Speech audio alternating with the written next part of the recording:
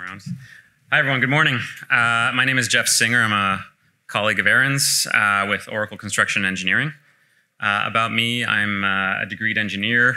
I've been doing this for about 20 years now, working in the engineering and construction space. And I've had the pleasure of working with a lot of the agencies here over the past 8 years while I've been in the GTA, coming over from Montreal. I've helped you with manage the dates in your schedules, the dollars in your contracts and changes, and all the communications across projects with solutions like Primavera, Unifier, and Aconex. Today, I have the honor of hosting this great mix of panelists who are infrastructure experts across transportation, housing, conservation, and sustainability. And I'd like for each of them to maybe just take a minute to introduce themselves, their roles, and their organizations. And we'll go in alphabetical order. So Jacqueline, you are first. Hi, good morning. My name is Jacqueline Darwood. I am a program director with the City of Toronto in the Transit Expansion Office, where we're currently working on all of the major subway expansion programs. Michael? Hi, good morning, everybody. My name is Michael Lamb. I'm a Senior Development Director with the Development Division at Toronto Community Housing. And in partnership with our private sector developers, we're the master developer for the revitalization of 6 communities that will include 4,500 new or renovated RGI, that's rent geared to income rental units, and 12,500 new market rate condominiums, making us one of the largest real estate developers in Canada. Yeah, look forward to discussing a little bit more later. Thank you, Michael. Riaz? Hi, everyone. I'm Riaz ul Haq. I work with the Ministry of Environment, Conservation and Parks as a senior water engineer in the municipal water and wastewater approvals. I'm with the ministry 4 years now. Before the ministry, I was in engineering consulting for 10 years in Ontario. And before that, I was working with the contractors. Romas? Good morning, everyone. Romas Iknavicius. I'm an urban planner with the City of Mississauga. I work in the policy planning division, and we're basically responsible for drafting policies for where and how the city grows. And my major responsibility is planning around major transit station areas across the city. Thank you. And Valerie? Hi, my name is Valerie Bennett, and I have about 15 years experience in energy conservation. I'm actually with the Department of Natural Resources in Ottawa, but I joined 2 weeks ago, so I'm very, very new. I came from the Ontario Energy Board, where I was the manager of policy and conservation. So the comments today that I'll be making, I hope to reference some of the policies from both my organizations, but my comments are my own and don't necessarily reflect either organization. So thanks very much. Thank you, Valerie. I think we're also used to Zoom. Now we actually have physical microphones to mute. It's a little strange instead of clicking a button. All right, so thanks for the introductions, everyone. Let's get into the topic at hand, which is discussing how infrastructure programs are supporting economic growth, inclusion, sustainability, and connectivity. So we're going to continue to reference those 4 tenets as we go through all aspects of capital programs, infrastructure programs, and the life cycle. So we'll start off with the planning process, and I'll start with you, Romas, representing my town's next door neighbor of Mississauga. In recent years, the province of Ontario has put some density targets around major transit stations as part of their growth plan. Can you talk about how the city of Mississauga is leading the way around that target? Sure, thanks, Jeff. So the city of Mississauga has, like I said, over 60 major transit station areas across the city. These have been defined by the province as an area around 500 to 800 meters of an existing or planned higher order transit station. So bus, rail, LRT, subways. So in Mississauga, these MTSAs are located around all of our GO stations, the 403 Transitway, the Hurontario LRT line, which is currently under construction, and we have 2 new bus rapid transit lines planned along Dundas Street, stretching from the Kipling station in Toronto all the way west to Oakville and beyond. And then Lakeshore down in the south end of the city has 3 bus rapid transit stops planned. So together with Peel Region, we've been developing policies for all these transit station areas over the last couple of years. The province came out with minimum density targets that we have to hit at every major transit station area. So depending on whether it's a LRT, BRT, or subway, they have different targets for those station areas. So we've been working, reviewing our official plan policies, updating those policies to make sure that we can put enough density, people, and jobs around these station areas to support the infrastructure that the province is heavily investing in our city. So can you shed some light on some of the 4 key tenets that we're here to talk about today? Economic growth, inclusion, sustainability, and connectivity as it relates to the planning work you're doing around these transit stations? Sure. So one of the main things that when we're looking at planning around these station areas is really to consider the local context. Not every station is the same. You have to consider the surrounding neighborhoods and communities and how intensifying or adding growth to those areas will really impact those communities. And also considering the greater transit network, trying to promote a mix of land uses to promote not only a bedroom community commuting one way downtown to Toronto and then back in the evening, but looking to promote job growth along the transit corridor to support that 2-way all-day service that Metrolinx is planning on some of their GO Rail lines and electrifying those trains. We do have a lot of pressure to develop housing. Affordability is a really key issue today. And so at all our major transit station areas, we are constantly pressured by developers and other stakeholders to convert a lot of our lands to provide for residential growth, but not every station is an appropriate location to put high-rise condominiums, and so we need to kind of balance those competing interests and make sure that we're kind of planning complete communities with the right amenities and making sure there's the right balance of jobs and residents at our major transit station areas. Thanks, and we'll be talking about housing a bit with Michael. Anyone have any comments? Maybe Jacqueline, you have a similar role, right, with the City of Toronto. Care to comment on what Romas was just talking about? Thank you. At the City of Toronto, we are doing similar work to what Romas just described. Many of you might be aware of the 4 major subway projects that the city is working on with our partners, Metrolinx and the ministry, the province. So what the aim, as Roma said, is to increase density around these key stations. And that will reduce people's travel time and it will increase their connectivity. And ultimately, it will help the city to achieve one of its major targets, which is to reduce the amount of greenhouse emissions that we do have. So the City of Toronto is on track with transit-oriented communities and transit-oriented development, as it was called earlier.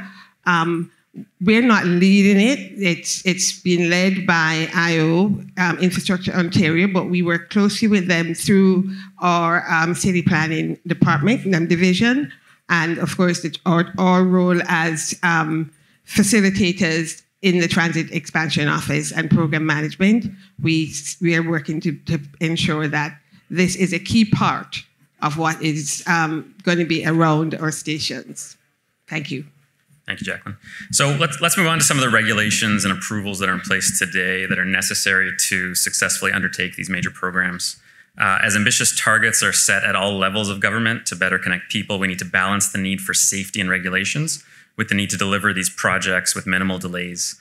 Riaz, can you comment on some of the steps that the Ontario Ministry of the Environment has undertaken in recent years to reduce the regulatory burden on these projects? Yeah, thank you, Jeff. Thank you, everyone. So recently, province has modernized their approvals framework, and now we are heading to a more consolidated linear infrastructure type of approvals, a multimedia approvals. This is a transition from a project-based approval that we used to have, individual projects being approved, to a more system-based approach. For an example, just things puts into perspective, City of Toronto currently has about more than 6,000 approvals with their own terms and conditions that the city has to follow, including reporting and inspection requirements. Those approvals will be starting from this year. It will be replaced by a single approval. So those 6,000 approvals will be one consolidated approval, one permissions. And it will eliminate the burden, just like Jeff mentioned, regulatory burden on the developers, because now developers, and it eliminates the need for the developers and the municipalities to have separate environmental approvals. So now where there is an agreement between the developer and the municipality, where the municipality will be eventually will own those works or will be a beneficiary owner. So developers like housing projects, they can build under the municipality's approval in this new infrastructure approvals. So they don't need a separate approval. It also includes some pre-authorized projects. So where we have developed new design criteria and ECA requirements.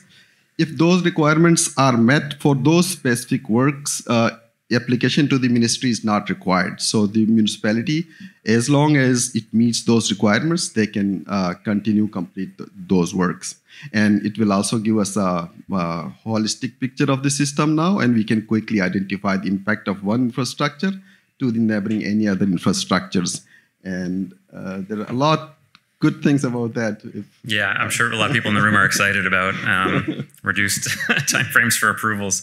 So what were the key components that enabled such a significant shift from traditional approvals frameworks to a consolidated linear infrastructure permissions across Ontario, eliminating approval requirements for low-risk works while still maintaining the required environmental outcomes and no separate applications required from developers?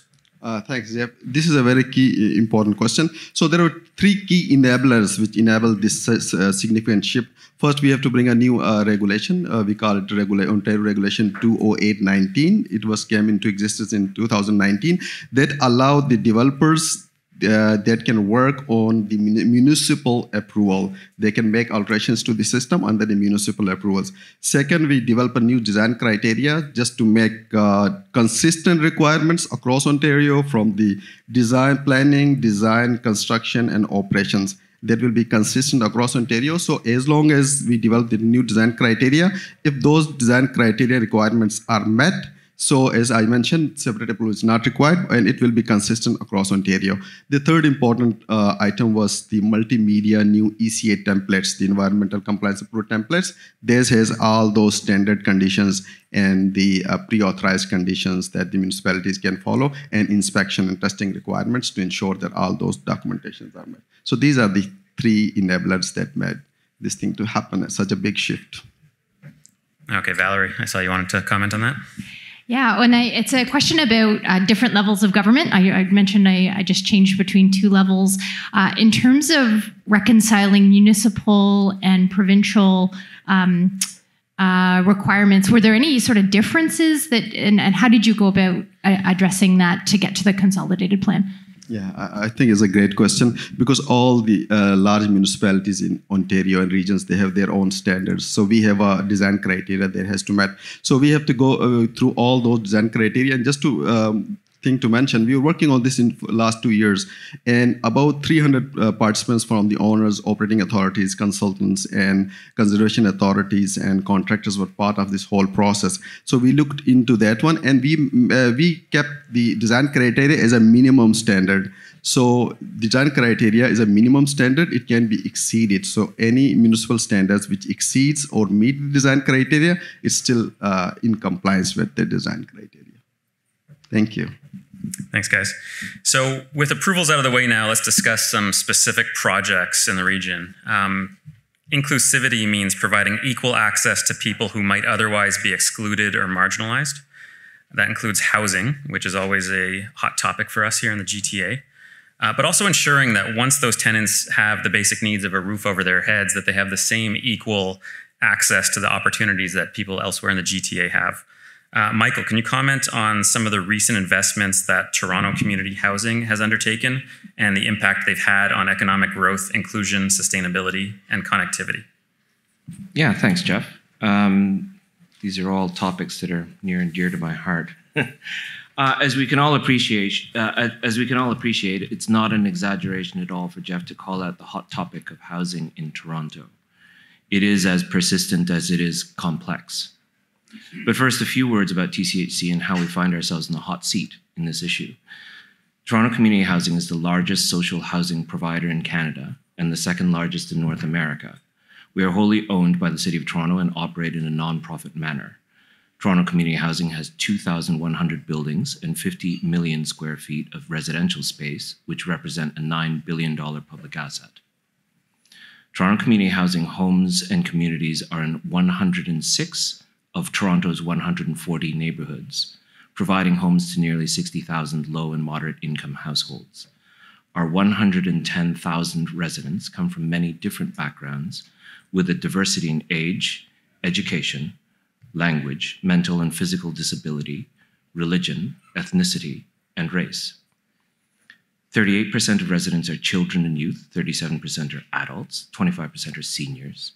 90% of households pay rent geared to income, or RGI, with most RGI rent assessed at 30% of gross income. 28% of households are single parent families. 29% of RGI households report living with a member with a disability.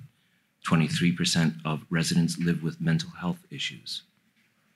Our core mission is to provide clean, safe, well-maintained, affordable houses for residents. Through collaboration with residents' needs at the forefront, we connect residents to services and opportunities and help foster great neighborhoods where people can thrive. In terms of our topics of discussion, I'd like to quickly describe the impacts of our revitalization work. Economic sustainability. Undertaken with private sector development partners, TCHC revitalization projects replace 50 to 70-year-old social housing projects with 3 to 4 times higher density, mixed income, and mixed-use urban districts. Revitalizations typically leverage the proceeds from land and condominium sales against the costs of replacing the rental units to greatly reduce the taxpayer burden of addressing decades of deferred maintenance, as well as antisocial conditions, sometimes inherent in the designs of the original built form. Connectivity.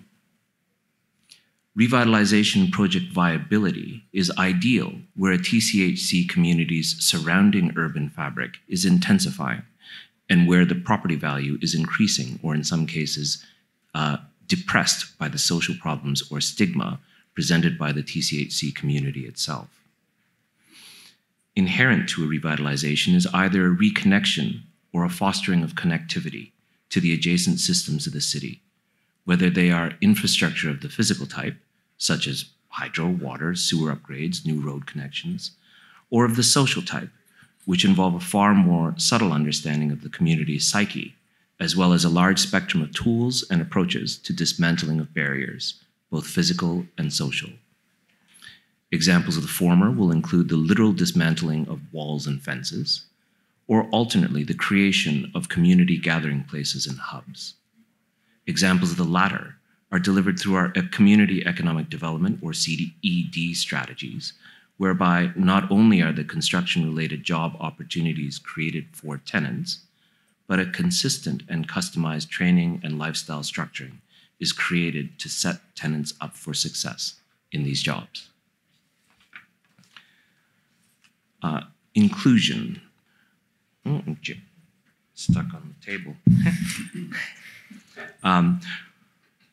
With the many different vulnerable tenant populations of TCHC, the social inclusion aspects of any project are critical to planning and execution. TCHC is committed to amplifying tenant voices and ensuring their meaningful input into our revitalization projects. TCHC's vision statement, in fact, is quality homes in vibrant communities where people are proud to live and work. The success of these projects in the long term will come from the ability of the people who live in them to see their own stories reflected in the bricks and mortar. An example of this would be a community-driven principle of zero displacement, where larger revitalization projects are phased in such a way that existing tenants of the community will not be forced to move during these works. This has an effect, of course, of prolonging the duration and increasing the complexity of the project, but it is deemed to be worthwhile as it helps maintain the social framework of the tenants' day-to-day lives. Another example would be the TCHC commitment to our tenants with physical disabilities. All buildings and exterior works are designed according to the TCHC Accessibility Build Standard, one of the most stringent standards of its type, developed by a committee of TCHC tenants, sharing their expertise and experience in living with disability to specifically guide the development and design of more suitable community housing. Sustainability. City of Toronto Net Zero Framework is a set of policies that introduces stringent new energy and resource efficiency criteria, which will require all newly constructed buildings to emit zero carbon dioxide or other greenhouse gases by 2028. As a City of Toronto-owned corporation, TCHC is required to lead by example and will be required to achieve this goal earlier by 2026. Building and design and construction industry in Toronto is relatively unprepared for this massive shift, with supply chain and skills training underdeveloped to deliver high-performance buildings consistently. TCHC has undertaken a passive house pilot project starting in 2019 to better understand these industry challenges and will be commencing construction in 2023 on 21 of the first social housing townhouses built to achieve the city's net zero framework goals. The pilot is intended to identify the most effective means for TCHC to deliver high-performance buildings, but also intended to leverage TCHC's position as a major developer to create signals to the market that the time for high-performance goods and services in building design and construction has arrived. So finally, how do we do all this? Revitalization project teams are highly integrated and comprised of three distinct subsets of professionals. Development managers typically come from the professional planner community. Construction managers are typically architects or engineers. And revitalization engagement managers are themselves a diverse group with backgrounds in social and community work, with a significant number who have themselves lived in TCHC neighborhoods. The revitalization projects are accordingly evaluated to something of a triple bottom line, where financial, social, and environmental criteria are weighed. Our challenge has been to develop physical infrastructure in the form of city districts that act as or support social infrastructure, defined as foundational services and structures that support the quality of life of a nation, region, city, or neighborhood. This comes mainly with the additional burden or opportunity for real communication with the public, and in our case, our tenants, who demand meaningful and accountable interactions. But the payoff here is considerable. More engaged and participatory tenants are less subjects and more citizens. Their inclusion and satisfaction in an infrastructure project create the conditions where decades of urban decline might begin to be addressed in dialogue. Thank you. Thank you, Michael. Romus, and I apologize, you're sandwiched between the two Toronto representatives here in Mississauga, but housing is such an important topic, such important infrastructure for us here in the region. You spoke earlier about land use policies around transit stations. Can you comment on how the city is tackling affordable housing around these transit stations? Yes, of course.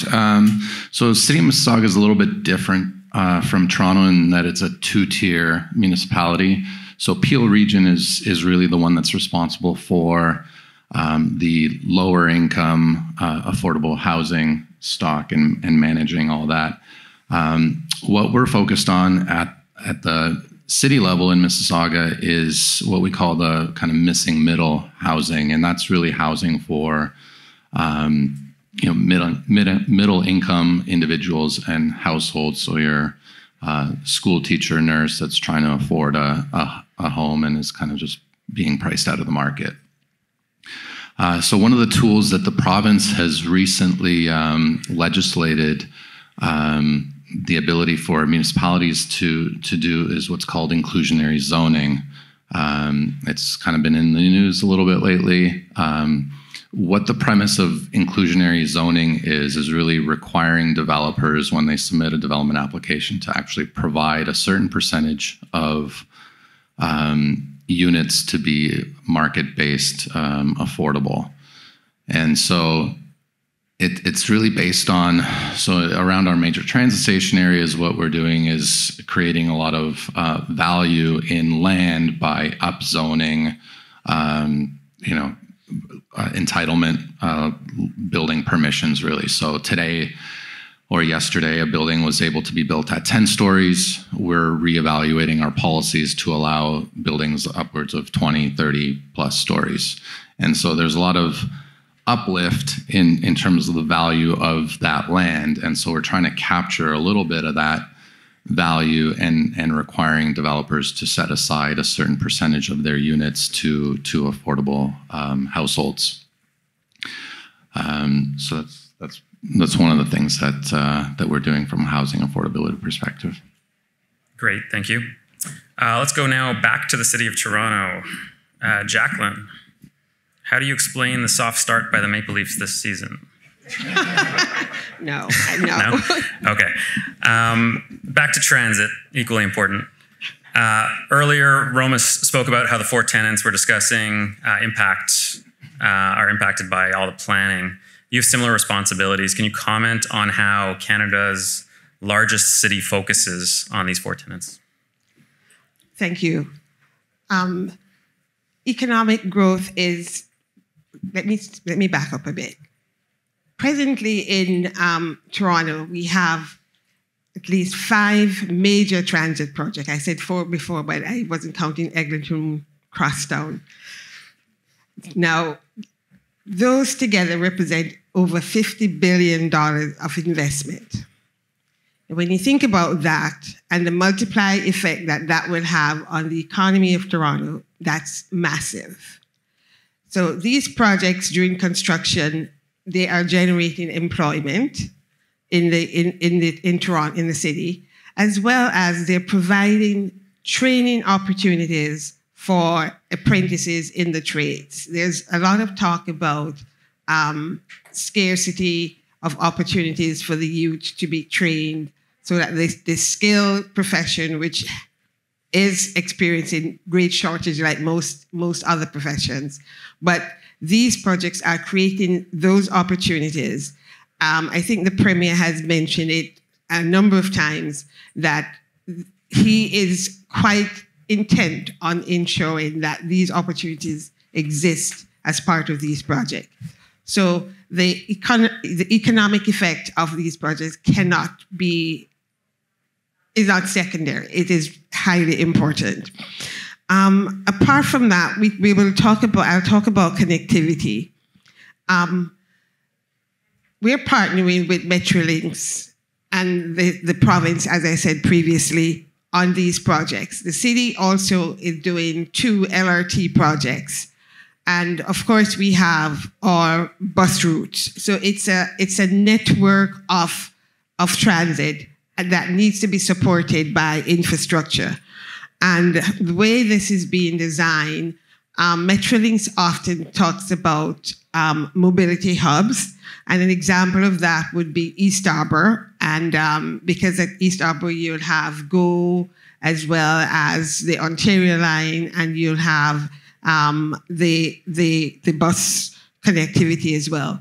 So we are focused on that. If you look at the Eglinton Crosstown, we currently have connection. We are going to have connections at some major stations. For example, at Eglinton Station on line 1, you will have a connection between the Eglinton Crosstown and line 1 on the Yonge side. So these projects are designed to reduce travel time.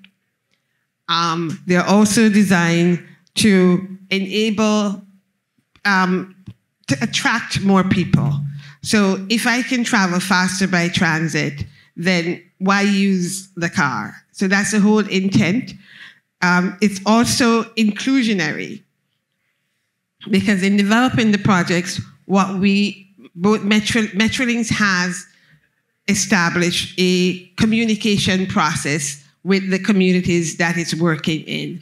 And in most cases, it has established an office in these communities, which is what was done on Eglinton Crosstown, where they can engage with the community on a regular basis. The City of Toronto also has regular interactions with our residents. We interact with them on concerns they might have about heritage properties, traffic, parklands. What impact will the infrastructure be having on these areas that are of concern? We also engage our Indigenous community as well to ensure that whatever is being built is not infringing on any of the rights or the facilities that exist for these communities. When we talk about these projects, we also look, before anything is done, they have to go through what we call a business case. Metrolinx has established a business case process, and that looks at, one of the things it looks at, for example, is the projected demand. What is going to be the projected demand for this? It also has, strangely enough, things in there that measures connectivity and accessibility. How much will this bring people closer to jobs? So will it make employment and education and health services more accessible to individuals? So for example, if you look at the Scarborough subway extension, currently it might take you over an hour to get from Scarborough to downtown. The extension is expected to reduce that travel time so that people can get from Scarborough to downtown much quicker. And the city is also looking at extending Eglinton west to where the city itself is working on Eglinton Crosstown East, which will also bring more rapid transit into the eastern part of the city. The eastern part of the city has been less favored with rapid transit than the rest of the city. And we are actively planning right now with our partners to extend more rapid transit into Scarborough.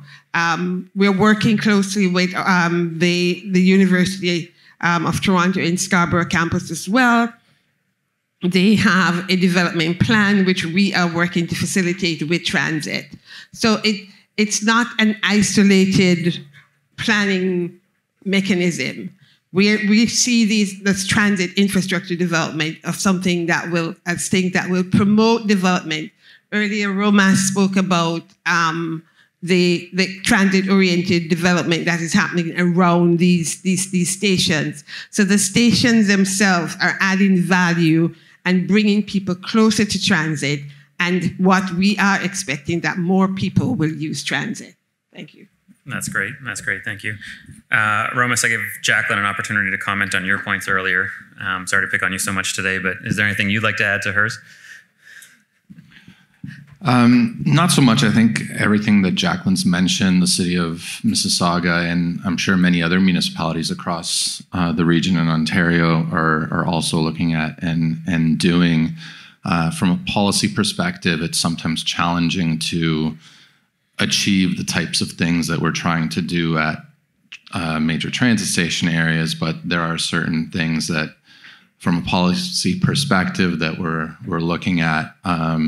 One example is just requiring smaller retail unit sizes to make it more affordable for small businesses to retain their locations within communities where they've been long established before, and kind of those little, what I like to call gritty mom and pop shops, and not really forcing them out of the market when a lot of these transit station areas get redeveloped. So that's just kind of one example that we can focus on, but there's definitely many others that help encourage a mix of uses and that inclusivity piece.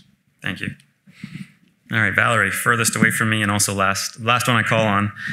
You've recently moved from the Ontario Energy Board to Natural Resources Canada, or NRC, and your focus in both roles has been and continues to be in energy conservation.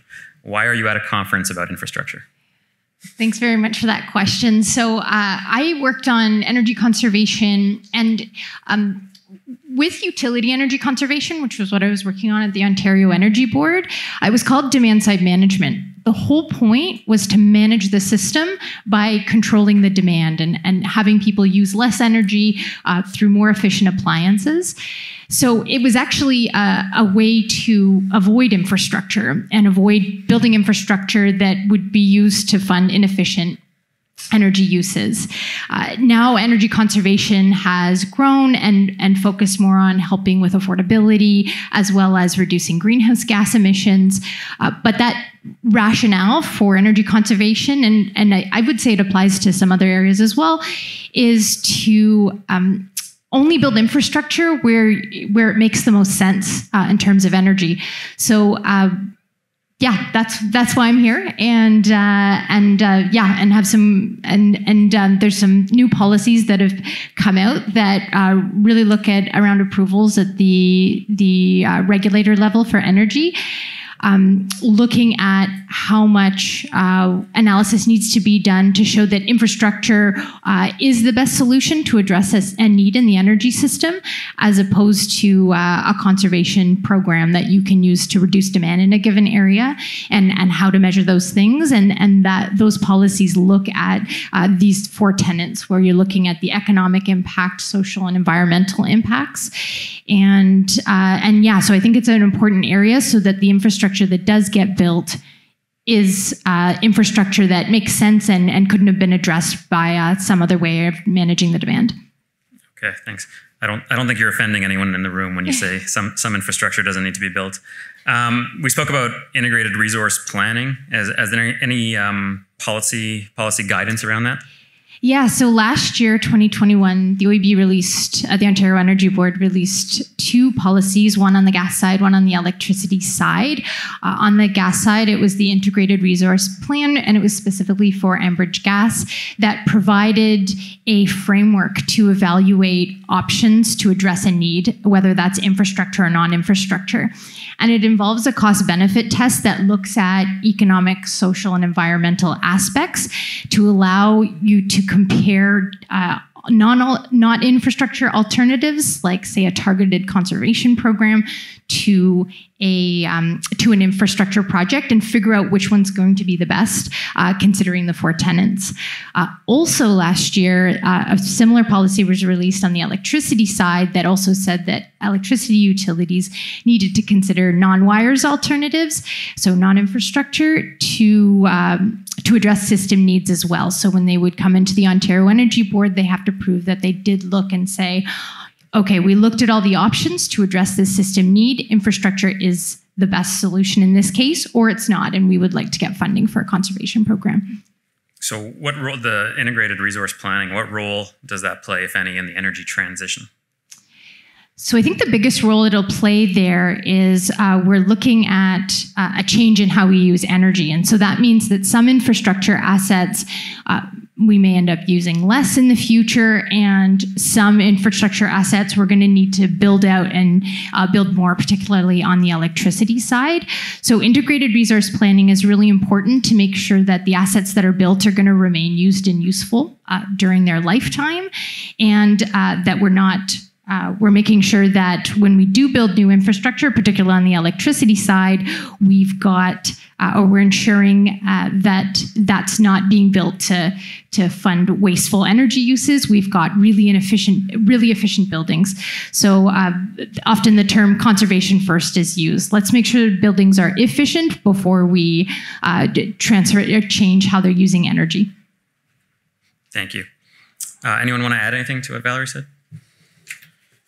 If not, we're going to the lightning round. So I'm not going to call on anyone. Please raise your hand. And we have 5 minutes left here. as much as we in the GTA in Ontario like to think we are the center of the universe, obviously that's not true, right? So what lessons do you think we can learn from regions outside the GTA, whether elsewhere in North America or elsewhere in the world, that can help improve some of the things we've discussed today? And I'll raise one point. Jacqueline said, why take the car if I could take public transit? And, everyone acknowledges that North America is so car-focused versus other areas of the world. So anyone want to comment on lessons you think we can learn?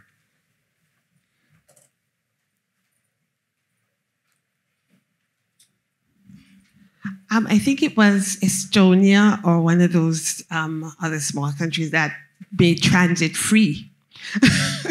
And what it did was to promote the use of the infrastructure that was being built. And what the government was finding is that in terms of energy conservation and greenhouse gas emissions, all of that was reduced. So the cost of the fare was being subsidized by the cost that they would have otherwise have to face with all of those other things in terms of fuel and all of that. So I think North America, we're very car focused still. There's a lot of effort being made to reduce that, and especially here in the GTA with all the money that's being spent. The trick is to find out how to encourage people to use what is being built. So how do we get people out of their cars and into transit? There is partnership, for example, in between Mississauga and Metrolinx, where you have a free transfer if you move from a My Way bus to a GO Transit, so you get reduced fare. I find it particularly good, so I don't drive into the city. I work at City Hall, but I always use transit to come down because I find it's cheaper. So these are some of the things that I think we need to look at. How do we, when we build the infrastructure, what policies do we need to have in place to make sure that they are meeting the targets that we want them to meet? And what is being done in the rest of the world that is facilitating this increase in use? Thank you. And I think everyone was going to say Estonia. So if does anyone want to comment on another region? I think Jacqueline. Sorry, Valerie, you had your hand up first, or Riaz, do you want to go ahead? Yeah, so I was just going to give an example, and I really wanted to pick on something that Jacqueline was saying about making sure the infrastructure that you have is used. So New York State has looked at a lot of integrated resource planning due to some resistance to building new natural gas pipelines, and so there's been some good movement there in terms of establishing ways to use the current infrastructure and manage the demand. So that's one example I want to give as a jurisdiction to keep an eye on. Okay, Riaz, 2 minutes if you want to add. Yeah, I was just mentioning that, using a public transit. So last 1 year I was, because my office is in Toronto, I live in Waterloo, so I used to take go train from the Waterloo to regularly to Toronto. And along that route, I've met a lot of friends that, I might not have ever a chance to meet all those people that every morning we, used to travel together. There are lawyers, there are, engineers, there are, IT guys, and it expanded a lot of my understanding and, network with that. So I thought, this was one of the benefits that we never realized before. So. All right, great. Thanks, Riaz. Okay, so we're just about out of time. First, I'd like to thank the panel. It's been great working with you guys over the last few days and planning for this.